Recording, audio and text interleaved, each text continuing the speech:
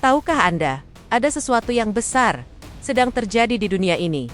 Sesuatu yang bisa mengguncang fondasi ekonomi global. Ini bukan sekadar berita biasa. Ini bisa jadi pemicu keruntuhan ekonomi terbesar di abad ini.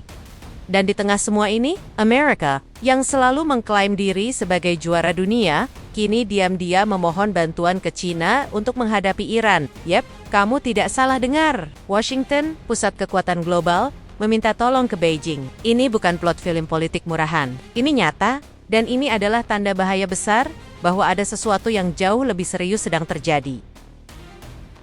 Mari kita mulai dari awal. Amerika, selama puluhan tahun, telah menjadi raja tak terbantahkan di dunia keuangan, mengatur panggung global, dan memamerkan kekuatannya.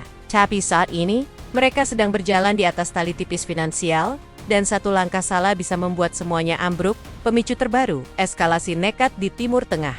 Presiden Donald Trump, yang dikenal dengan langkah-langkah beraninya, memerintahkan serangan udara ke target-target Iran, termasuk Natanz dan Isfahan.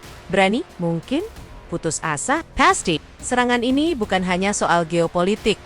Mereka telah menyalakan sumbu di bawah ekonomi Amerika yang sudah rapuh, yang sebenarnya telah goyah lebih lama dari yang disadari banyak orang. Ekonomi zombie inilah rahasia kotornya. Ekonomi Amerika seperti zombie. Dari luar kelihatan hidup, tapi di dalamnya sudah membusuk. Amerika telah hidup dari waktu pinjaman dan uang pinjaman selama bertahun-tahun. Dengan utang nasional yang melonjak melewati 33 triliun dolar. Ekonomi mereka sangat bergantung pada utang. Satu guncangan, seperti kenaikan harga minyak yang tiba-tiba, bisa meruntuhkan seluruh tumpukan kartu ini. Dan itulah yang sedang terjadi. Pasca serangan udara, harga minyak melonjak tajam. Minyak mentah West Texas Intermediate menyentuh 93 dolar per barel. Sementara Brent crude melampaui 100 dolar. Level yang belum terlihat sejak krisis minyak 2014. Menurut laporan Bloomberg pada Juni tahun 2025, kenapa ini penting? Karena minyak adalah darah kehidupan ekonomi global. Ketika harga minyak melonjak, semua ikut naik: transportasi, manufaktur, makanan, apa saja. Inflasi, yang telah coba dikendalikan oleh Federal Reserve, kini kembali mengancam. Para analis memperingatkan, ini bisa memicu resesi yang lebih parah dari tahun ke-2008, lupakan stabilitas S&P 500, yang masih bertahan di dekat titik tertinggi sepanjang masa, di 5.700 poin. Itu cuma ilusi. Sejarah menunjukkan bahwa saat Perang Teluk Pertama, harga minyak yang mencapai 40 dolar per barel sudah cukup membuat S&P panjang anjlok lebih dari 20%. Bayangkan apa yang bisa dilakukan harga minyak 100 dolar saat ini. Sekarang, mari kita bicara tentang elemen besar yang tak bisa diabaikan. Iran. Mereka tidak tinggal diam sementara Amerika bermain-main dengan perang. Teheran secara terbuka mengancam akan menutup Selat Hormuz. Tanpa luitnya 20% pasokan minyak dunia. Menurut Biden Informasi Energi, ini bukan ancaman kosong. Iran punya kemampuan militer dan tekad untuk memblokir jalur kritis ini. Jika mereka benar-benar melakukannya, harga minyak bisa melesat seperti roket Elon Musk, mungkin mencapai 150 dolar per barel atau lebih. Bagi orang biasa di Amerika, itu berarti harga bensin begitu tinggi, sehingga kamu perlu setengah gaji hanya untuk mengisi tangki. Dan disinilah ceritanya jadi benar-benar absurd. Masuklah Marco Rubio, senator AS yang terkenal, yang secara terbuka meminta China untuk turun tangan dan meyakinkan Iran agar tidak menutup Selat Hormuz. Bayangkan ini, Amerika, setelah bertahun-tahun perang dagang, larangan teknologi, blokade chip, dan propaganda anti-China, kini memohon bantuan ke Beijing. Ini seperti kamu memukuli tetangga setiap hari. Lalu tiba-tiba meminta tolong padanya, karena kamu lupa bawa kunci rumah. Rubio sepertinya berpikir, China akan patuh karena mereka butuh minyak Timur Tengah. Tapi dia salah besar.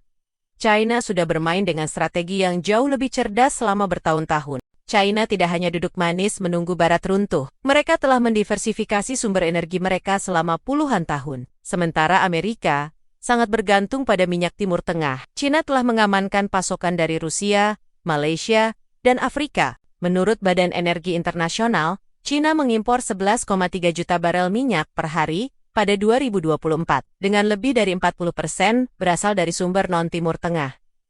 Tapi itu belum semua. Strategi energi China adalah kelas master dalam perencanaan jangka panjang. Lebih dari 60% listrik mereka berasal dari batu bara, yang sebagian besar diimpor dari Indonesia, Australia, dan Rusia.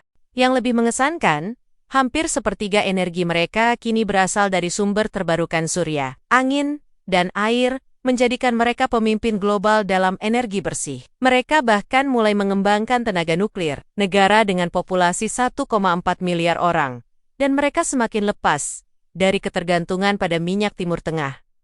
Luar biasa bukan? Sementara itu, di Amerika, konsumen mulai megap-megap. Inilah bagian yang mengejutkan. Dunia mulai meninggalkan dolar. Biasanya, saat konflik global meledak, dolar menguat sebagai mata uang safe haven. Kali ini, tidak. Data pasar terbaru menunjukkan, indeks dolar turun 3% sejak ketegangan Timur Tengah memanas. Kenapa? Federal Reserve mengisyaratkan pemotongan suku bunga, yang mengurangi insentif untuk memegang aset berdenominasi dolar. Siapa yang mau meminjamkan uang ke pemerintah Amerika Serikat untuk 30 tahun ke depan saat imbal hasilnya turun? Bahkan obligasi Treasury 3 bulan mulai kehilangan pesonanya. Kepercayaan global terhadap dolar mulai goyah. Dan itu adalah masalah besar. Sementara itu, ekspor Cina menceritakan kisah lain. Pada Mei tahun 2025, ekspor mereka ke Amerika turun 34%, menurut Administrasi Umum Kepabeanan China. Tapi ekspor keseluruhan mereka naik 5%, didorong oleh lonjakan 11% ke pasar non-ASEAN seperti Asia Tenggara dan Afrika. China sedang melepaskan diri dari pasar Amerika, membuat perang dagang dan tarif Amerika Serikat jadi tak bergigi. Negara lain lebih memilih barang murah dari Cina ketimbang produk Amerika yang mahal. Mengubah kebijakan proteksionis AS menjadi senjata yang memakan tuannya sendiri.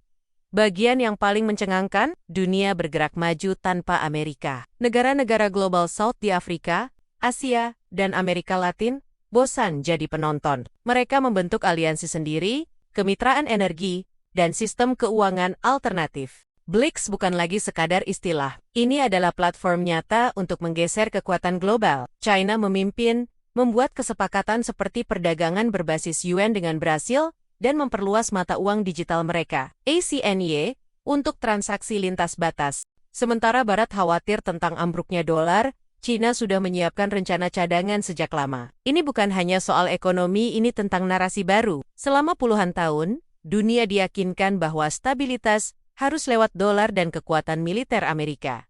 Tapi sekarang, orang-orang mulai sadar, stabilitas tidak selalu datang dari Barat. Kadang, itu datang dari Timur diam-diam, metodis, tanpa drama. China bermain catur, 5 langkah ke depan. Sementara Amerika sibuk menggebrak meja dalam kepanikan, mengancam lawan tapi lupa melindungi rajanya sendiri.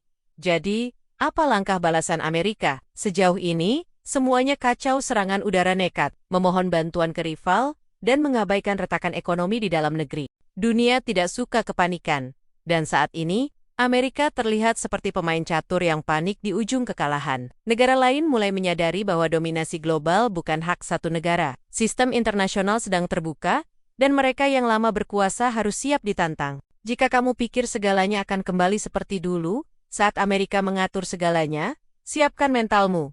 Ini bukan siklus, ini transformasi. Dunia terus berputar, mungkin lebih lancar, saat Amerika kehilangan kendali. Jadi, lain kali kamu scroll YouTube sambil nyemil, luangkan waktu untuk memikirkan apa yang sedang terjadi. Ini bukan sekadar geopolitik, ini masa depan ekonomi global. Dan itu terjadi sekarang. Kalau pembahasan seperti ini bikin kamu penasaran, tekan tombol suka dan bagikan ke teman-temanmu. Semakin banyak yang paham apa yang dipertaruhkan, semakin baik kita bisa menghadapi dunia baru yang liar ini. Tetap penasaran? Dan sampai jumpa di konten berikutnya.